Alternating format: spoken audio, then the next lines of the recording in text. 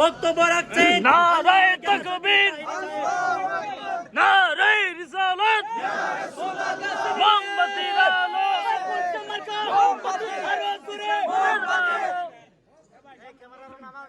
আসসালামু আলাইকুম ওয়া রাহমাতুল্লাহি ওয়া বারাকাতুহু।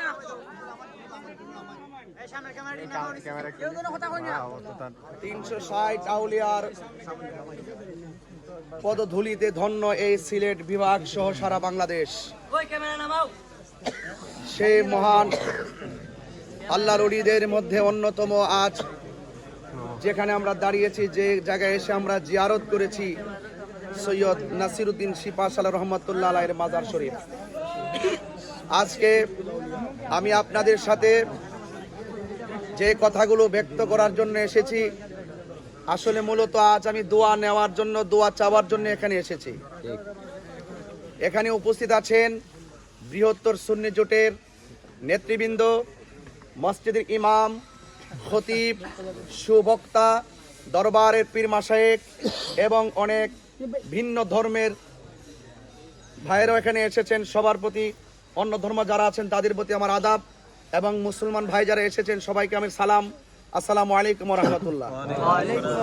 আজকে কুতুবুল আউলিয়ার দরবার থেকে, আল্লাহর ওলির দরবার থেকে জিয়ারতের মাধ্যমে আসন্ন ত্রয়োদশ জাতীয় সংসদ নির্বাচনে হবিগঞ্জ 4 চুনারঘাট মাধবপুরে এই আসন থেকে বৃহত্তর সুন্নি জোট আমাকে নির্বাচনের জন্য মনোনীত করেছেন।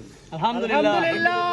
ইনশাআল্লাহ আল্লাহর ওলির দরবার থেকে দোয়া চেয়ে ইনশাআল্লাহ আপনাদের সার্বিক উদারতা এবং আন্তরিকতার মাধ্যমে আমরা ইনশাআল্লাহ মাধবপুরে নির্বাচন করার জন্যে যে সিদ্ধান্ত গ্রহণ করেছি, ইনশাআল্লাহ আমরা সকলে পারস্পরিকভাবে এখানে এই মাধবপুরের আসনে শুধুমাত্র সুন্নি নয়, আমি যখন প্রার্থী হয়ে এখানে আত্মপ্রকাশ করব, আমার চিন্তা ধারণা হলো এখানে অন্য ধর্মের মানুষ যারা আছেন তাদের নিরাপত্তা নিশ্চিত করতে হবে, এবং বিশেষ করে চা শ্রমিক যারা আছেন তাদের অধিকার নিশ্চিত করতে হবে।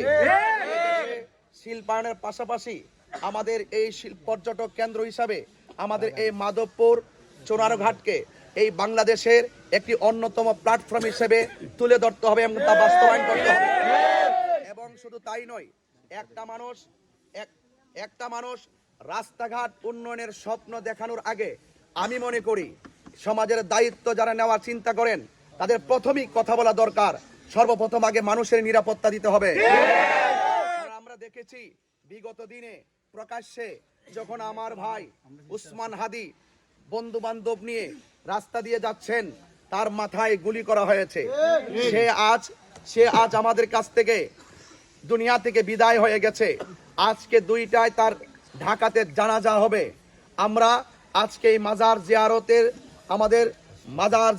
থেকে আমরা আমাদের ভাই উসমান হাদির জন্য আজকে আমরা দোয়া করব, এবং রাষ্ট্রযন্ত্রের কাছে আমরা বিনীতভাবে উদাত্ত আহ্বান করব, এই দেশের মানুষের জানমাল নিরাপত্তা দেওয়া এবং মানুষের পাশে মানবিক হয়ে কাজ করা, এটা আমাদের সবারই নৈতিক দায়িত্ব, ঠিক কিনা বলেন?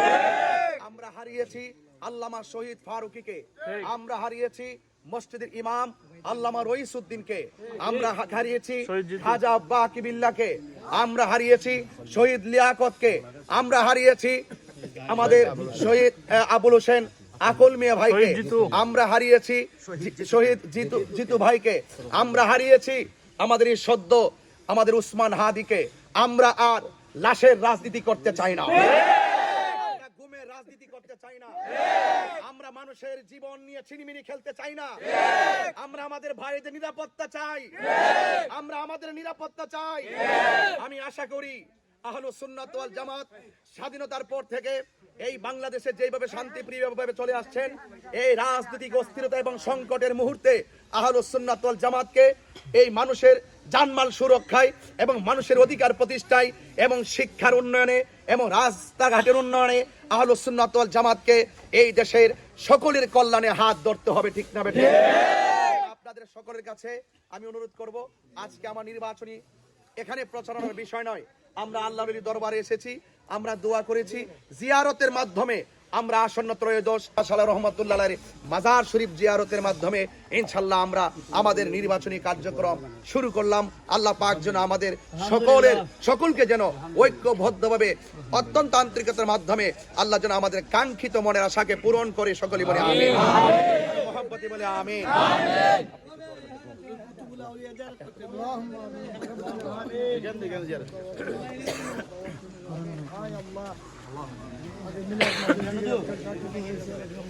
আমিন।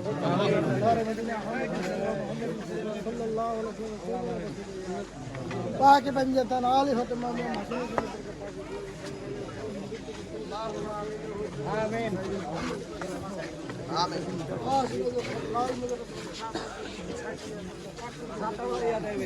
मुनर बंदर जो मैंने 120 हो गया खास